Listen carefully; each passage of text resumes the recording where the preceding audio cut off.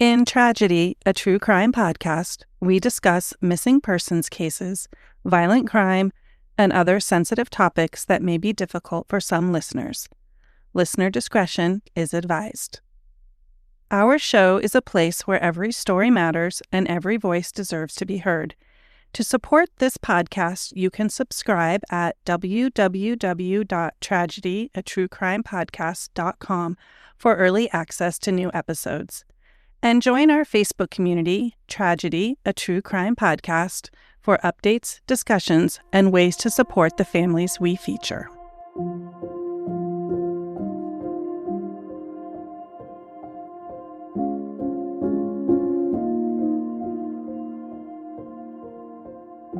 Welcome to Tragedy, a True Crime Podcast. I'm Elisa. And I'm Michael.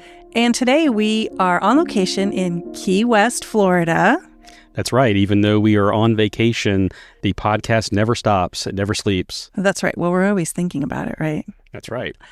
And today we are going to kind of put a bow on our work with the missing person from 1968, Jonathan Hagans. That's right. But before we do that, we do have some brief updates in relation to a couple of our cases. Our first update, as we know, is about Ian Rogers. And those of you who are listening know that his truck was found. And to our knowledge, since the locating of the truck, there have been 3 searches in the area where the truck was found.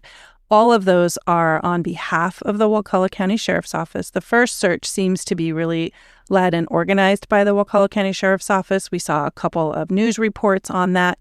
And we just learned, actually today, that there have been 2 additional searches, and these have been put on by the North Florida Search Team, Inc. This is a nonprofit, and you can find them at nflst.org, and they are out searching for Ian on behalf, again, of the Wakulla County Sheriff's Office. They won't just go out there on their own. So we've heard that they are there because the Wakulla County Sheriff's Office has asked them to go out. Some really positive news is that, according to Teresa, Ian's mom, she's really feeling like the Sheriff's Office is very, very focused now that the truck has been located and really doing their due diligence. She's getting a lot of communication from them. As we said, there have been 3 searches now, so there seems to be some real positive movement from the Sheriff's Office, which is nice. We know that this nonprofit they have drones, they have horses, all kinds of things, and we are going to reach out to them, learn more about what they do, and hopefully they can come on the show and talk about their work a little bit. I certainly hope so. And secondly, we do want to give an update on the Michael John Olson story. Last we had talked about Michael John Olson. Remember, he's missing out of West Palm Beach. There was this tape that was sent to us by the family. Michael, do you want to talk about what you did with that tape? Because you really did that. Yeah, well, my first goal was to get that analog tape on some kind of digital platform so we could really start filtering through and take some of the background noise out and find out what we had.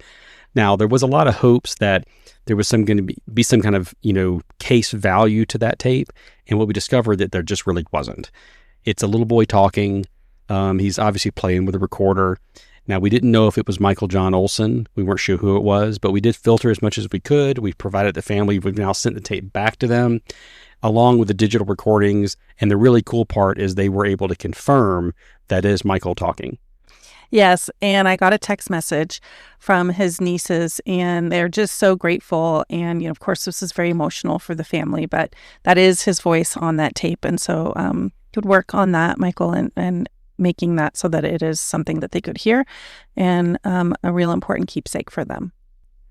Lastly, in the next few weeks, we are going to be spending some time in West Palm Beach. So we have reached out to Michael's family, and they are coordinating, hopefully, a time where we can go into the West Palm Beach Police Department and speak with a representative regarding Michael John's case and sharing any new information that we have and questions from the family directly face to face. And so we will definitely update everybody on that if that ends up happening. Now, for the core reason for our bonus episode today is to really talk about our assessment or conclusions surrounding the Jonathan Hagans case. Yes, and you've done a lot of work on that, so I'm going to let you kick that off. All right, so to start with, let's just make sure we're clear that this is our assessment. We're not trying to say this to disparage anybody who may believe in other things, and I'm sure there's going to be people out there that disagree with us. Our assessment is based on what we found in the FOIA, what we believe from the witness accounts that we've had both on the record and off the record, as well as some of the research that we've done regarding weather patterns and things like that. So let's go ahead and kick it off with, let's talk about the FOIA for a second. One of the biggest things that was a premier detail in this case that really bothered us was the existence or non-existence of this snack shack. No one can find this thing. No one has been in that we've talked to, investigators that have gone in after the fact when the case was reopened, and then we have been unable to find it regardless of any of our research. And Elisa, I mean, you've really dug into this. Mm-hmm. So with that being said, when we got the FOIA, one thing really stood out, and we talked about this before, and that is there is no snack shack reference in the FOIA at all. 130 something pages. What was it again, babe? It's 137. 137 pages and not one mention of it. Yet there's 3 separate mentions of a bar. Now, we go into some of our interviews, and what was really compelling is the 2 people that we've spoken to. We've got Joe and we've got Joel talk about the snack shack. Joe was 5 years old. So most likely, much of what he is stating has been told to him. Mm-hmm. This is the memory of a 5-year-old. Right. Joel wasn't alive yet. And so he, I'm not trying to discount anything he's saying, but let's be honest, everything that he's saying is what he's been told. Right. And the snack shack came into this story because their recollection and what they have been told is that Jonathan was making his way from the car ramp to the snack shack where the adults were, and that they recall the last thing they saw was him opening the door and walking into the snack shack. And so that is immediately why I started trying to find the name of this snack shack and did all the research with Beach's library and all of that kind of stuff. And then, as you're mentioning, when we received the FOIA, of course, the first thing I did was did a Control F for snack shack, and it is just not there. It's not there at all. And like I said, what is there is the bar. Now, why is that important? When we talked to Susan, she talked about this bar, and we mentioned to her in one of our other episodes where she even talks about an experience she had in the bar, and then who was in the bar and what was going on in the bar. And it's very clear that her memory is true and probably the most accurate one we can trust in this scenario. And so that being said, I mean, her account is very different. We don't have Jonathan going up to the door and going into his mom or father or whatever. We have 3 people. We have her, one of her friends, Becky, and we have Jonathan right there. And we have 4. We have Joe. Mm-hmm. That's right. And so they were in the water. They were absolutely in the water. And so there's a debate on how deep. I think that's where recollection can probably be challenging. But bottom line is they're in the water. Okay, so why is this water so important? The water is important because we've been led to believe at this point that, we should have been able to find Jonathan if he fell in the water. There's no possible way he could have drowned. No one believes that. But what I decided to do in this scenario is kind of challenge that theory. And realistically, I decided to science the shit out of this. And so getting actual weather reports, tidal reports from 1968, most of that stuff right now is not electronically available. So what I used instead is NOAA's tidal prediction models. And they have weather prediction models. They have lots of different prediction models. Anyone can look this up if they want to. And what was interesting about it is it was indicated to us that high tide was 10 p.m. Well, according to these models, that's not true. High tide would have more likely been between 6 and 7 p.m., meaning 10 p.m. would have been a falling tide. Now, why is that important? Any person who's familiar with the beach understands the concept of rip currents. And when rip currents are the most dangerous is during a falling tide because they're very difficult to see. And let's don't forget it's nighttime. So they're even more difficult to see now. And then now you have children in the water during a falling tide with rip currents very likely being available. So that's not painting a really pretty picture on the non-drowning idea. I think also it's important for everybody to remember this was 1968, and so my suspicion would be that there are a lot less lights. When you go to those places now, if you go to like Ocean City or a beach like that, it's totally lit up. Even at night you can see far, but this is 1968 and there's this car ramp, and that's probably about it. So we can add that also, this lack of just artificial light. No, that makes a lot of sense. So now let's talk about, okay, he fell in the water, but everyone was right there. He would have floated. The challenge with that is when I did a comparison on his approximate size and weight, the approximate temperature that these prediction models also had for the Jacksonville Beach area, it actually did not predict that he would float. It predicted that he would sink, and he would sink right away. And so you start talking about some of the immediate searches that were happening right then. We have an immediate search happening by the lifeguards that were in the area and any person who volunteered and came in that were trying to search for, but now search for Jonathan. But now we're talking about a body that's underwater at night, poorly lit, in a rip current, most likely in a rip current. And he's very little. He's right. 3. We're not looking for an adult. So he would not be easy to spot at this point. So now there's some people that are going to make the argument that he would have floated. Great. Let's have that argument too. At night, any person who's familiar with the beach also knows that wind during the day tends to go from the beach, from the ocean side into land. And at night, it tends to go from land toward the ocean. Any person who lives on the beach knows this. And so with that being said, even if he was on the surface, weather is pushing him away from the shore, not toward it. Mm-hmm. And then again, rip currents, the wind, the temperature, none of the science behind this is really helping us find Jonathan at all. Now, let's get into prediction models on body recovery. That gets really interesting. So the best case scenario is someone falls in the water during the day and is spotted. In that scenario, there is a 20 to 40% chance of that person being recovered unharmed. Now, let's start factoring in nighttime. Let's start factoring in not starting the daytime search until obviously the next day. Mm-hmm. So now we have many hours have gone by. Let's factor in rip currents. Let's factor in the likelihood the body would have sank. Any person who said that he would just wash up on shore further down the beach, I would love to have him on the show. Whoever said that, I think that was something that Paul indicated during the conversation we had with him.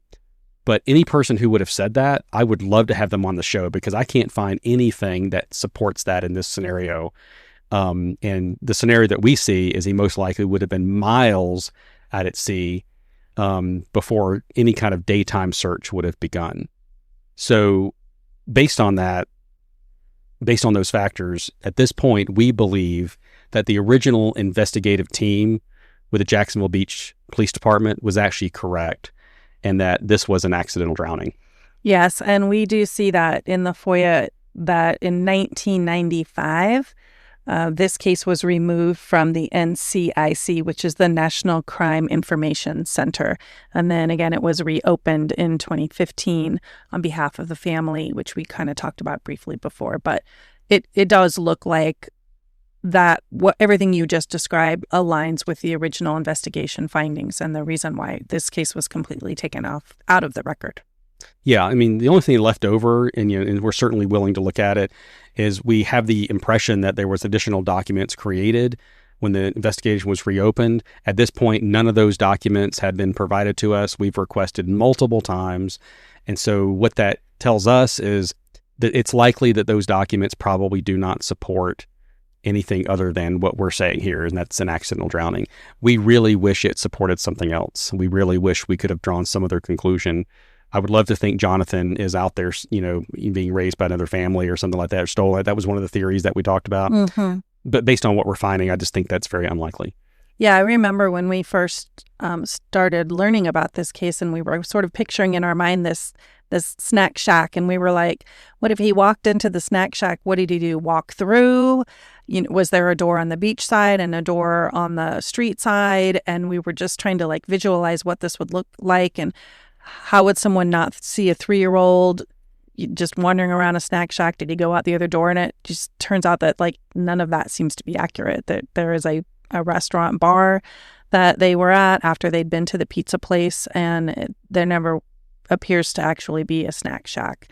So I think you bring up a good point. You always want to have a positive outcome, and you want to believe that this person who is missing is still out there somewhere, but it just doesn't plausibly seem like that's the case.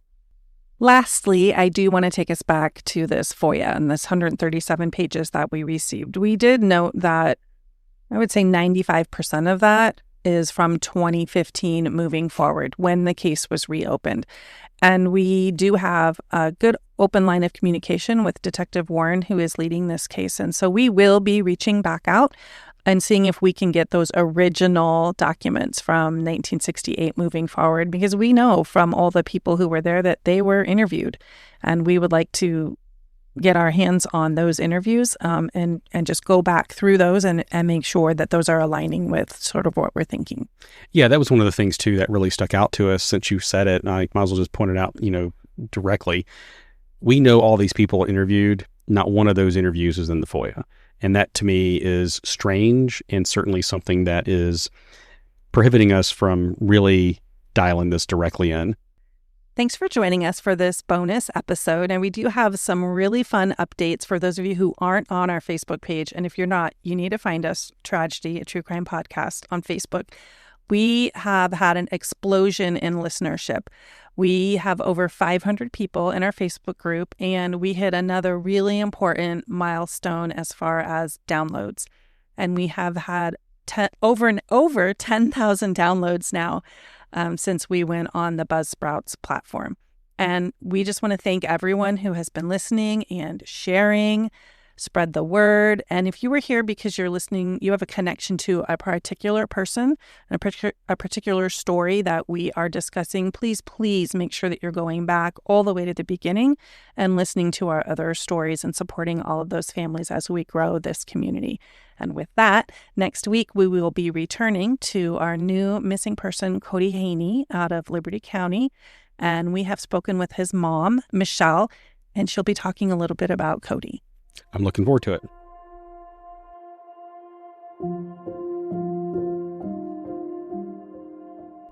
You've been listening to Tragedy, a true crime podcast. Our purpose is to honor victims by sharing their stories through the voices of friends, family, and those whose lives were forever changed. If today's episode resonated with you, we encourage you to subscribe, leave a review, and share the podcast so these important stories continue to be heard. Together, we can preserve their memories and ensure their voices are never forgotten. If you have ideas for cases we should cover or questions about what you heard, you can connect with us through our Facebook group, Tragedy, a True Crime Podcast, on X at Tragedy Podcast, by email at tragedyaTrueCrimePodcast@gmail.com, or by visiting our website, www.tragedyaTrueCrimePodcast.com. Thank you for listening, and we hope you'll join us next time.